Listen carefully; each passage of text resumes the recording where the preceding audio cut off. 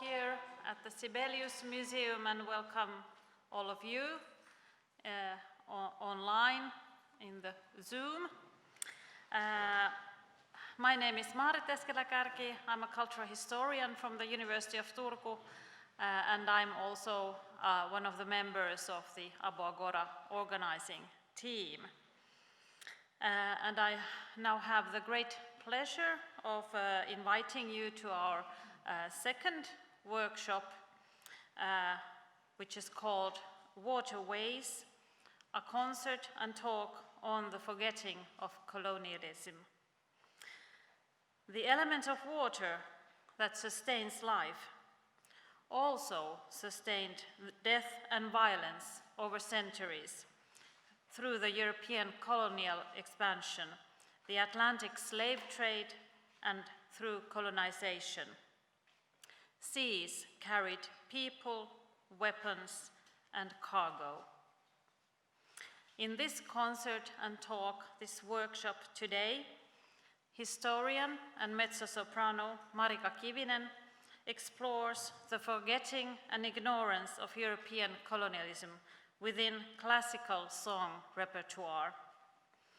These themes can seem far removed from classical music, partly because their presence often goes unseen and unnoticed. But this ignorance is part of colonial culture.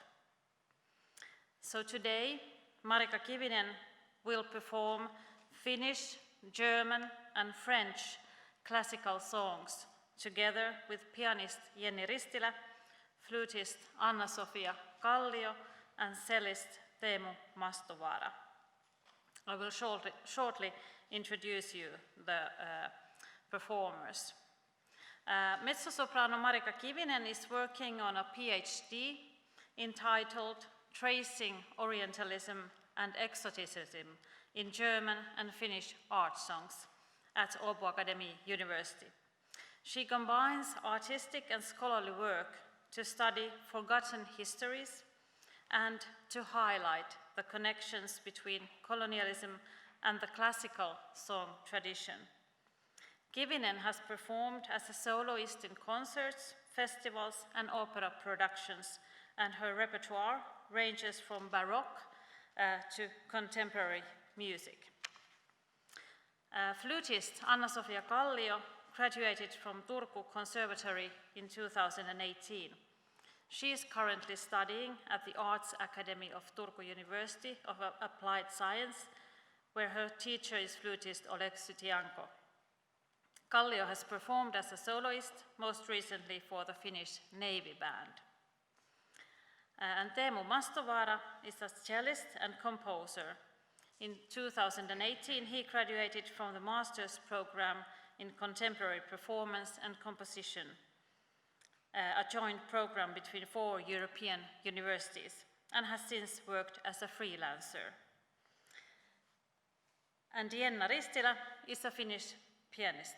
She mostly works with singers, but also performs chamber music and solo repertoire. And today, this ensemble will perform these songs for you, and Marika Kivinen will also tell you more about her research process and these songs and their historical background to you. And in the end, we will have time for discussion. So welcome, Marika and all the ensemble.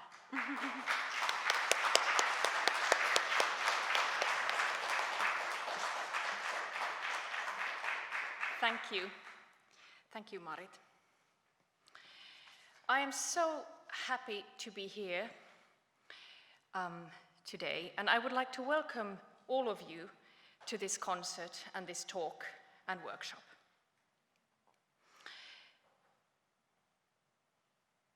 I want to welcome not only you who are here at the Sibelius Museum today, but also all of you who are following the stream.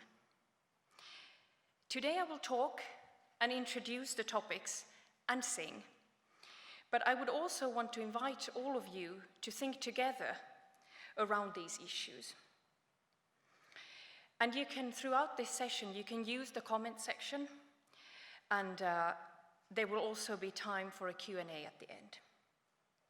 I had intended for us to be able to have a kind of continuous discussion between, so that I could change between talking and singing and discussing with you, but I realized that I need to focus on singing when I'm singing, and then we can discuss afterwards. I would invite all of you to make yourselves comfortable, and especially all of you who are following this at your Zoom, perhaps from home or perhaps from your workspace.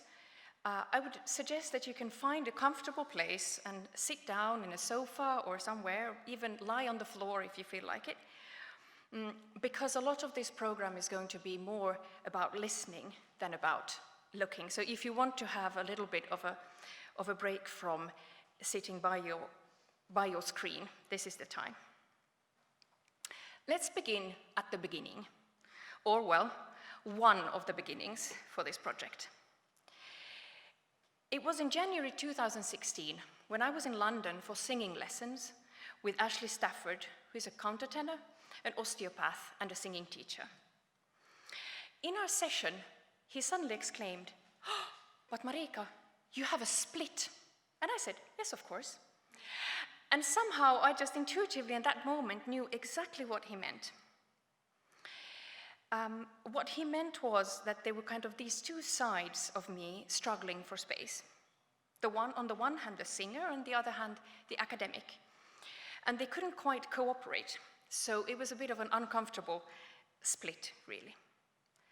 After the lesson, I went for a walk and decided to go to Tate Gallery by the Thames to see the Turner collection, and especially to look at William Turner's paintings of the sea. And after I'd seen the Turners, I went downstairs and I saw that there was a small but very exciting exhibition called Artist and Empire. And if you're sitting by your computer, you can at some point Google this, because there's still some material about this exhibition on the Tate Gallery website. This exhibition showed how the visual arts had been affected by British colonialism, and how ideas and techniques and motifs had traveled through colonial encounters. It was a very inspiring exhibition because it showed, on the one hand, the ingenuity and creativity of artists, and what could be called a dialogue of sorts. But it never lost sight of the fact that art was used to bolster ideas of British superiority, of dominance, and that it glorified violence. This exhibition made such an impact on me that I started thinking about what this could mean for music. And especially I thought, what does this mean for me personally as a classical singer? What is it that I do when I am singing? Because in a way I am constantly engaging with history through a tradition of how things are done, through the music, and through the texts. So this is the backdrop for me when I think of water.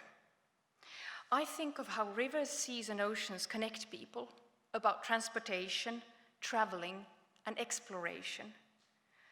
I consider water as my own element.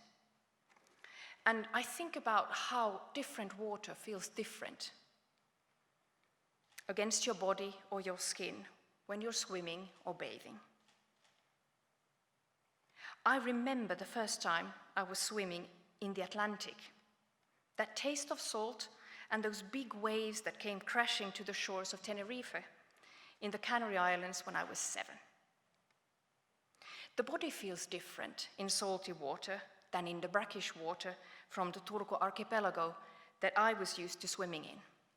And of course, it feels different from the chlorinated waters of the swimming pools or waters in a lake. When I've been working on this project, I've also been thinking about water as a symbol for feelings and for the subconscious. In opera, we can think about Tristan and Isolde, or Debussy's Péléas et Mélisande, where water is an important element. And I've also been thinking about how water can be dangerous, how different kinds of folklore have depictions of water spirits who could lure men into their depths, be it sirens of the Greeks or the Lorelei of the Rhine.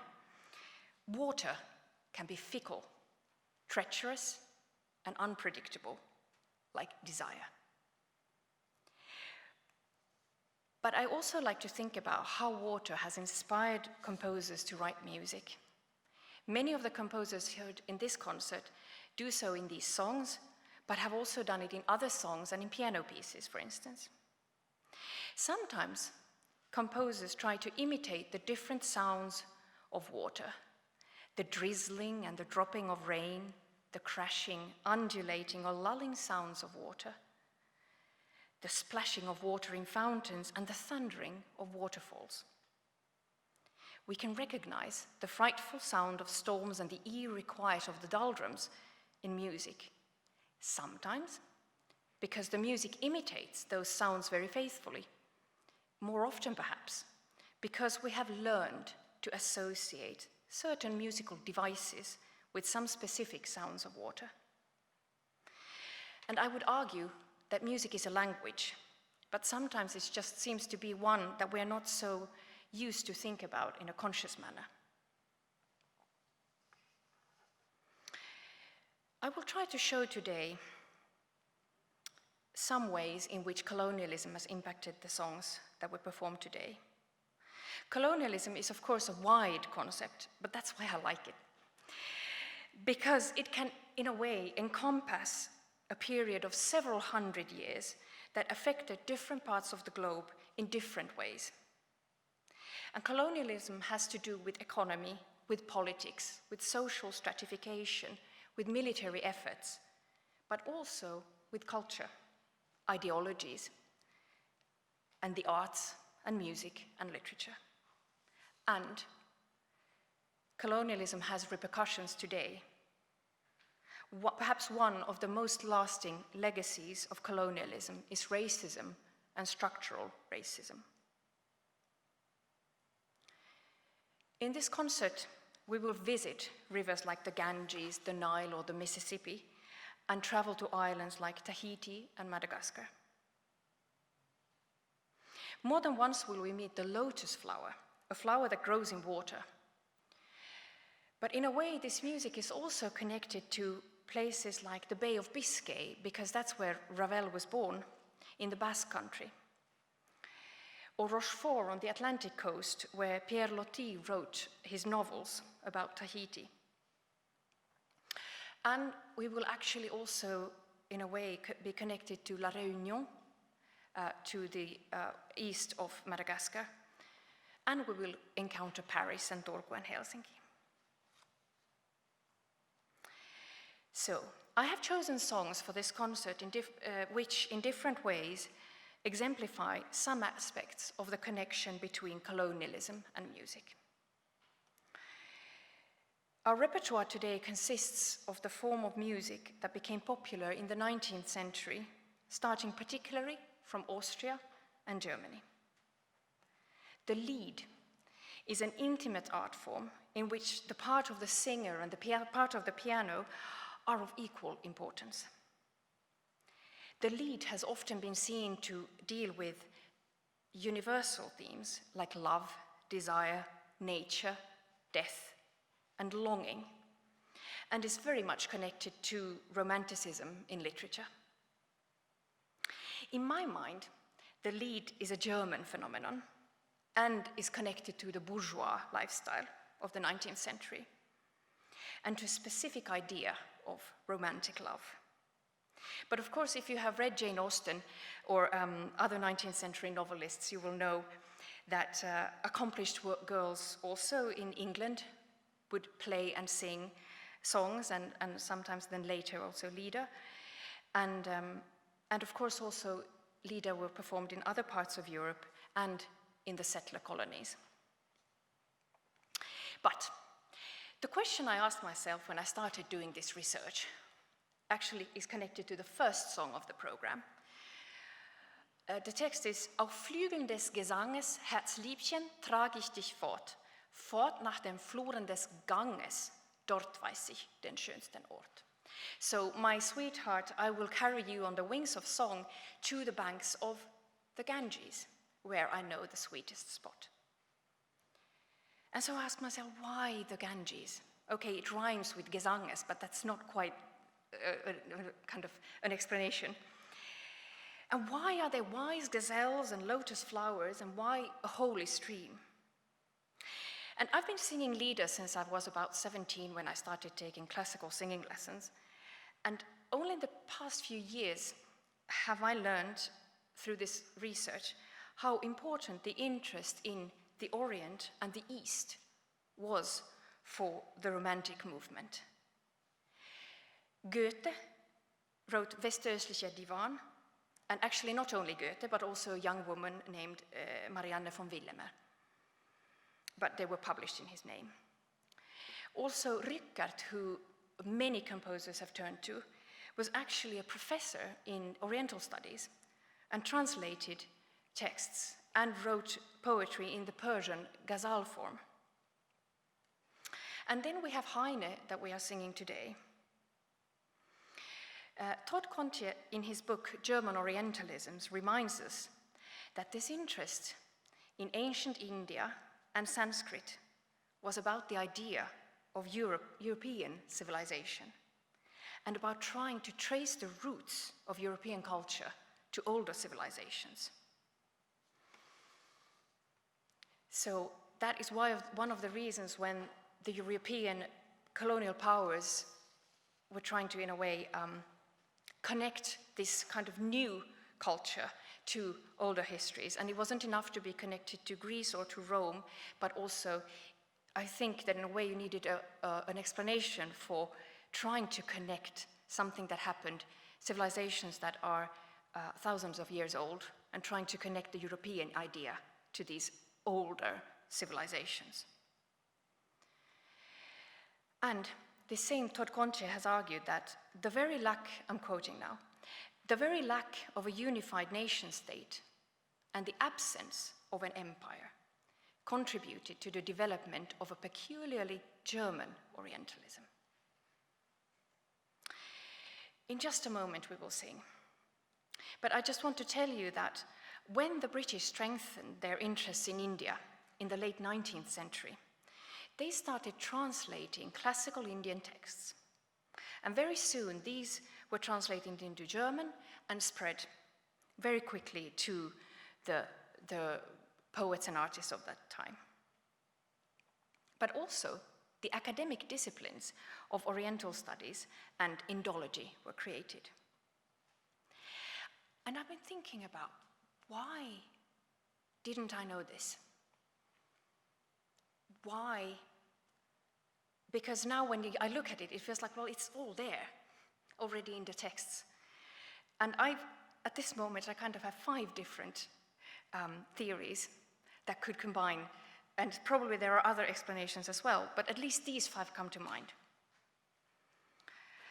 First of all, I assume that there happened a Germanification, so that it became important to omit or forget this background to India or to Persia.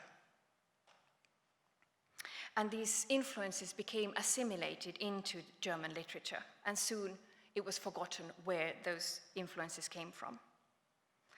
A second explanation, I think, is the Nazi period, because so much history became rewritten and omitted in that time, and out of the music that we're performing today, Felix Mendelssohn was among those composers whose music was banned.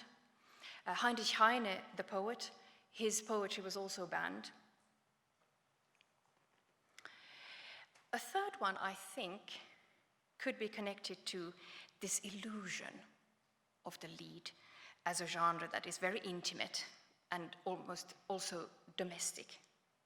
So somehow that would mean that we're sheltered from the world outside and the kind of realities happening outside of the bourgeois home. And then I think also one reason could be that music research, up until the last few 2, 3, 4 decades, has been more focused on the personal histories of composers than on looking at what is going on in the culture surrounding the music, and how is that music part of the culture. And then I think that one final reason could be, it is because we don't hear the exoticism in the music. Because we find it in the text, but it's not really heard in the music in the same way that we hear it then later on in music from 80 years later. So now I would invite you to, while you listen to the songs that we're about to perform, I would invite you to try to listen to how the first two songs differ from the following three. And think about a little bit about what does it to you, what do you feel that the music conveys, and how is it connected to ideas of the exotic or the Orient. And here I would really invite you to also give just any reflections or write down any reflections and share them at the end of this session. There are really no right answers, but it's just, I'm just curious about hearing what you feel when you hear this music. So I will take a drop of water and then Jenna will join me on stage.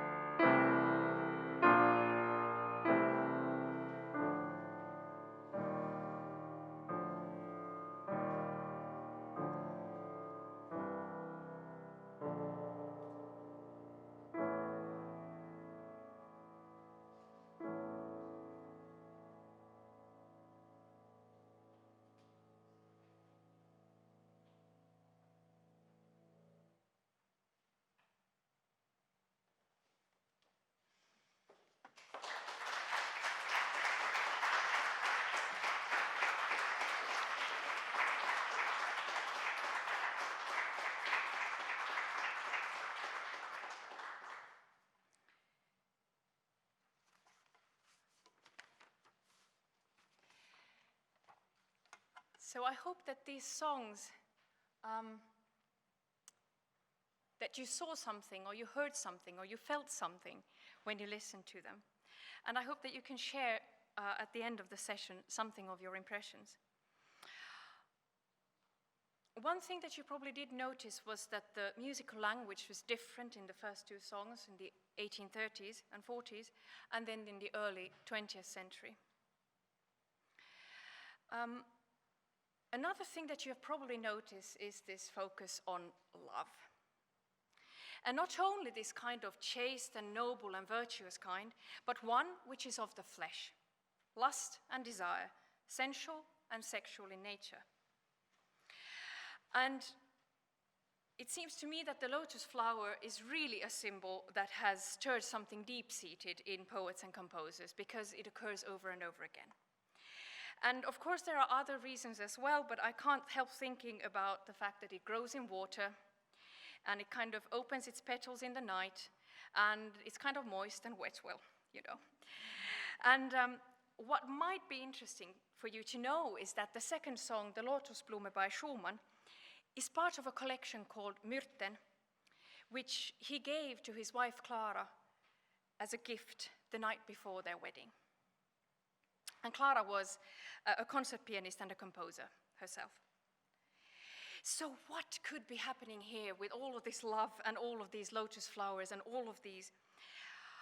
I think it has, again, to do with a lot of things, but some of the things that come to my mind, one of them is this externalizing of topics that were not quite fitting for a bourgeois living room. But to me, it's also a reminder of how colonial encounters were also sexual in nature. A theme that is repeated in the arts, in literature, in music, on the operatic stage is this idea of the availability of women in the colonies. They might be portrayed as slaves, as concubines, as women in harems, as mistresses, more seldom as wives. And part of this discourse was really the sensual sexual willingness of women, which obscured any idea of domination, violence, coercion, or rape.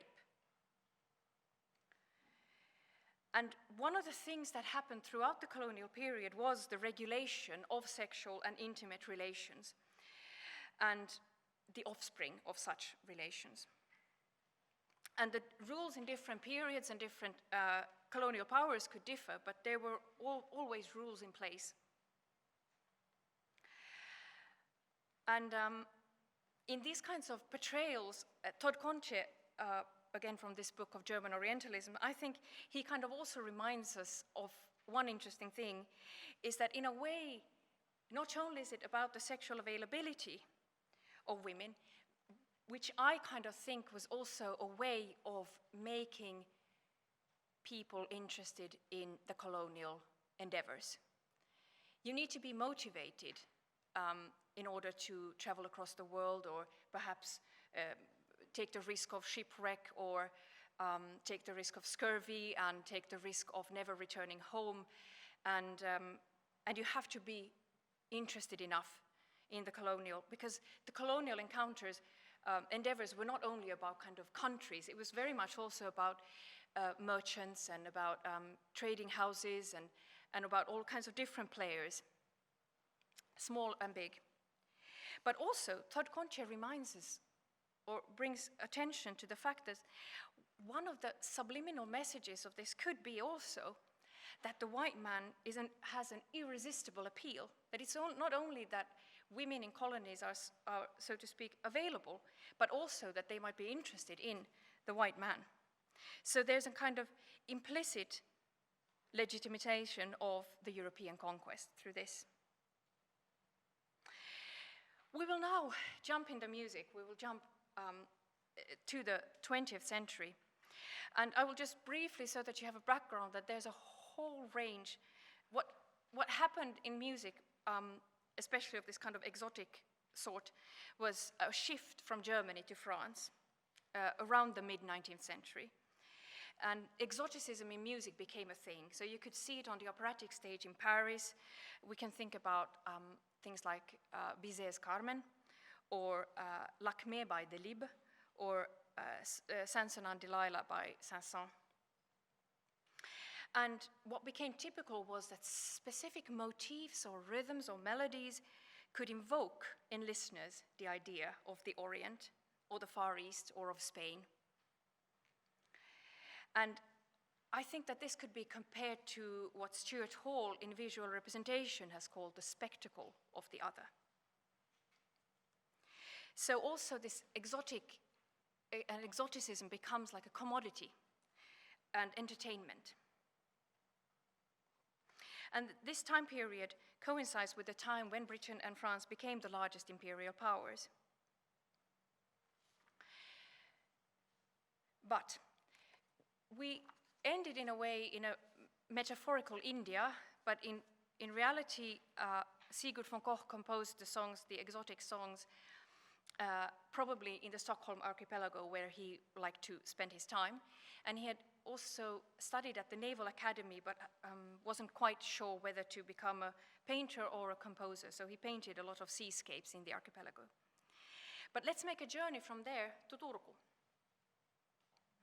We'll just cross over the waters.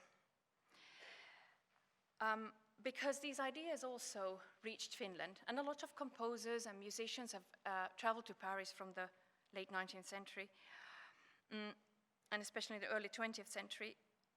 But also there was a literary movement called Tulenkantajat. I've translated it to the torchbearers. And they were very much inspired by exoticism. And the composer Sulho Ranta was close to this group. And in this group you can find writers like Olavi Paavolainen, Katri Vala, and Elina Vaara. And in the song that we're going to perform in a few moments, the song is called Rarahu, and the poem is by Severi Nuormaa. He was not born in Turku, the poet, but he moved here and he was active here. He was a principal at the Työväenopisto, the community college, and he was also editor-in-chief for Turun Sanomat. But he also wrote poetry. And not only were these Tulenkantajat, this literary group, but influenced by exoticism, but very specifically by the novels of Pierre Loti. He was a Frenchman who was again a naval officer. He was first a seaman and then a naval officer, and he traveled to Istanbul, to Tahiti, to Indochina.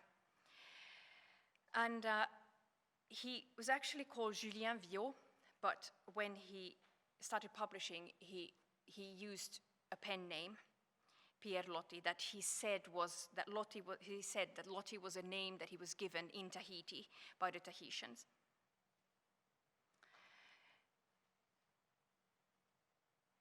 The interesting thing about Loti is that instead of writing his books as stories of conquest and adventure, because there are lots of these around, especially I think in British literature, but also in the other European languages, there were in this time these kind of adventure novels.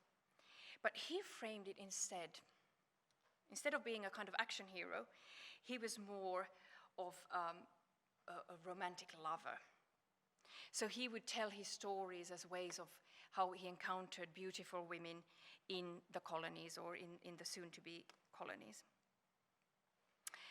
And especially the book for this song, the important book is Le Mariage de Loti, The Marriage of Loti, which also sometimes is called Rarahu or Tahiti.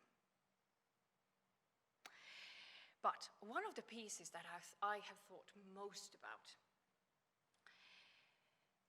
are the Chansons Madécasses by Maurice Ravel, which raise a whole range of other questions. These songs, Malagasy songs, were composed in 1925 and 1926. The first one to be composed, or to be finished at least, is the second song. There are actually 3 songs, but today we're going to sing the first 2. He wrote them on a commission to an American patroness, Elizabeth Coolidge.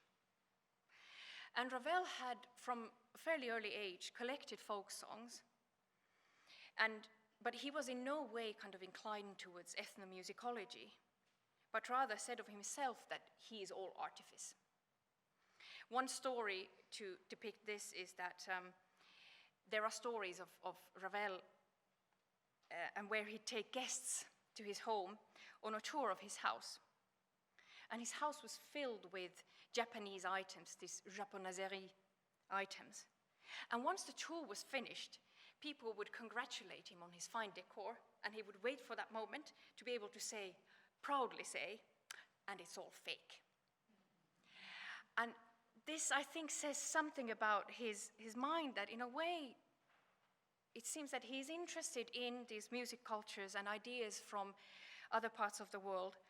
And he was also, like many other composers of the time, was very intrigued by the Exposition Universelle in 1889 and in 1900, the Paris World Fairs, or the exhibitions, where there would be groups of musicians from different parts of the world. But he doesn't seem to relate to this in a naive way. And I've tried to look into some research. Is there something Malagasy about these songs? And there is a researcher that might have, or he had theories, but he couldn't quite prove it, I think, convincingly enough to be able to say yes, but he had some ideas. One would be that Ravel could indeed have 25 years before composing these songs. He might have heard Malagasy music at the World Exhibition in 1900. Or he might have known some flutists from Madagascar who studied at the conservatory in Paris. Or there was apparently a new music encyclopedia that was out, so it might have been that he'd learned something from there. But it's a bit unclear. So then we can ask ourselves, are these texts Malagasy folk songs, as they say in the title? Well, they aren't. They are written by Évariste de Parny in the 18th century, before the French Revolution. Did he visit Madagascar? No, he didn't. He was born on La Réunion, a plantation island to the east of Madagascar, and his family were slave owners. He went to Paris to study, but came back to the island several times. And it seems that he, Évariste de Parny, had a daughter with a slave. And this daughter is mentioned in his will and in some letters. And many of the slaves on La Réunion, or Île Bourbon as it was called in that time, were from Madagascar. And Madagascar became a French colony only more than 100 years later, so in 1897. So Madagascar was a place from which there were both slaves sold to plantation islands, but also slaves were also bought to Madagascar.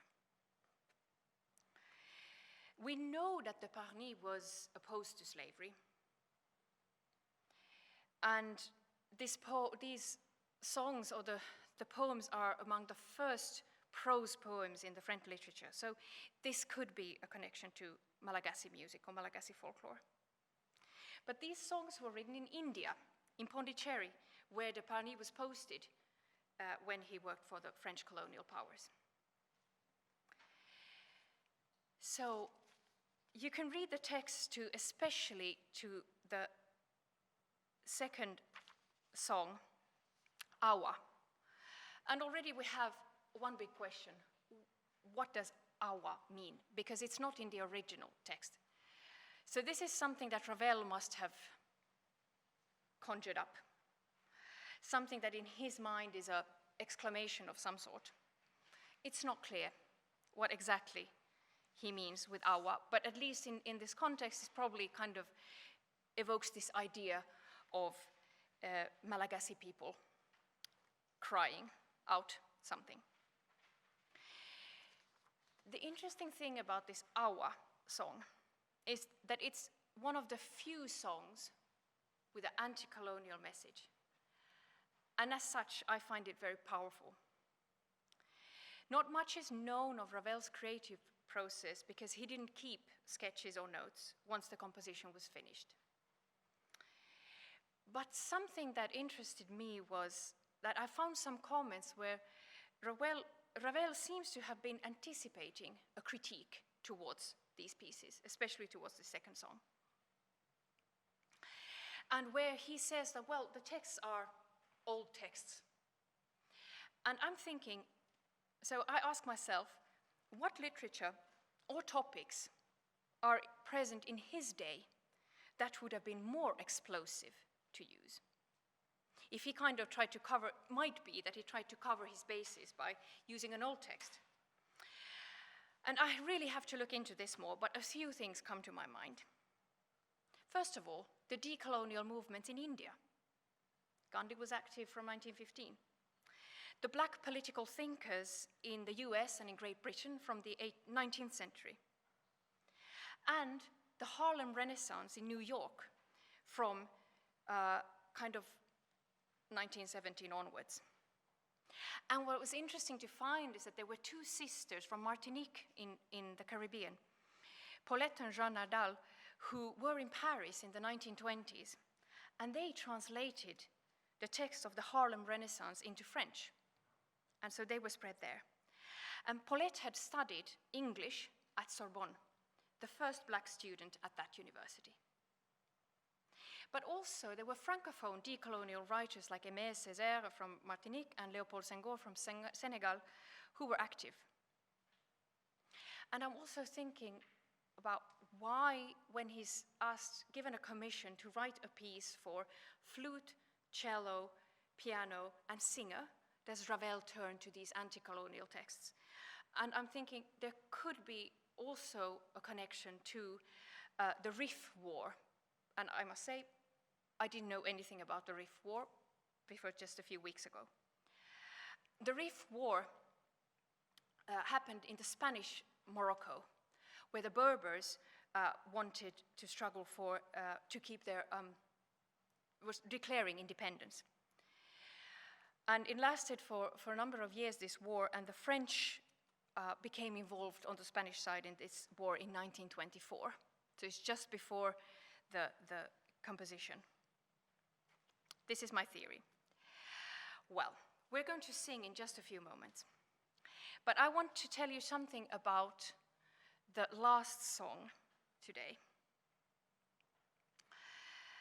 It's to the poem by Langston Hughes. And Langston Hughes is one of the most prominent figures of the Harlem Renaissance. But he didn't write this in New York. He wrote this before that. He wrote it in 1920, when he was 17. And he was crossing the Mississippi. He was going southwest to Mexico to meet his father. And Hughes, if we again think about the connection to water, Hughes again actually worked on a boat, on a ship called SS Malone. And he spent some 6 months traveling to West Africa and in Europe. Then he stayed for a while in Paris and in England. And there in England, he also became part of the black expatriate community and then returned to the US in 1924. And this song was composed in the 1930s, or this poem was put to music by Margaret Bonds, who was born in Chicago and studied piano and composition. I was one of the first black students at Northwestern University, and she performed with the Chicago Symphony Orchestra.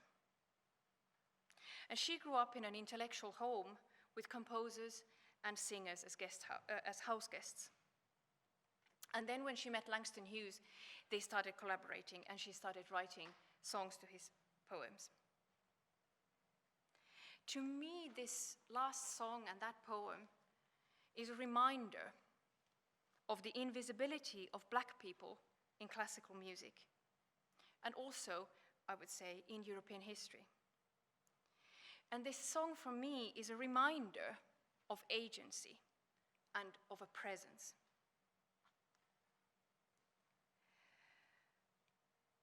And so for me, the voice of Langston Hughes and Margaret Bonds combined is also a testament to creativity and it's a voice and a presence that is often neglected or even denied. Now I think that it's time for us to move forward in our musical program. So I will now invite the other musicians to join me on stage. So Jenna, Anna-Sofia, and Teemu, please welcome.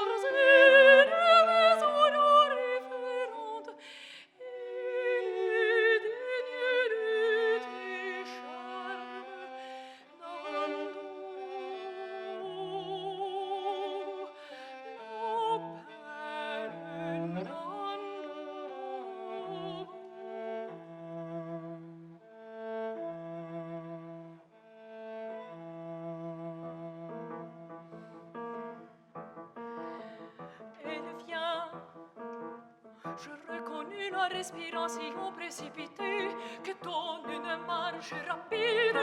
J'attends le forcement de la pagne que l'enveloppe. C'est elle, c'est elle, c'est